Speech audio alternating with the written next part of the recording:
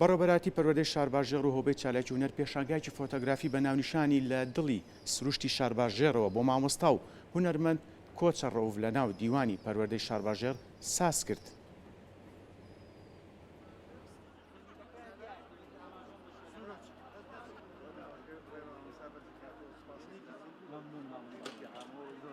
ئەو پێشنگایە پێکاتوە لە 30 فۆتۆ کە تەواوی فۆتۆکان تایبەتە بە ناوچەی شارباژێر و هەندێک لە فۆتۆکان کۆمەڵی پۆتریتی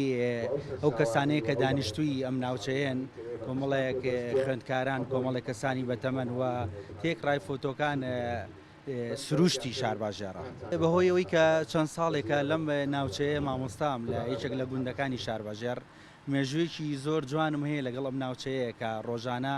بە پێ گەڕاوم، زۆربەی گوندەکانی ئەم ناوچەیە گەڕاوم. بەهۆی کە خۆم لە بواری هونەرام و مامۆستای پسپۆڕی هونەرم، گەڕاوم چی شتێکی من بەلاوە جوان بووە، چی شتێک لە سروشتی شارباژێرە، بەهۆی کە سروشتێکی زۆر تایبەتە بەڕاستی یەکێکە لە ناوچە جوانەکانی کوردستان، کە گەڕاوم ئەو شتەی بەلامەوە سیر بووە، یان مەوسمە جیاوازەکانی ناو ساڵ لە پاییز، بەهار، هاوین، زیاتر لە پاییزا کە ناوچێکی زۆر تایبەتە،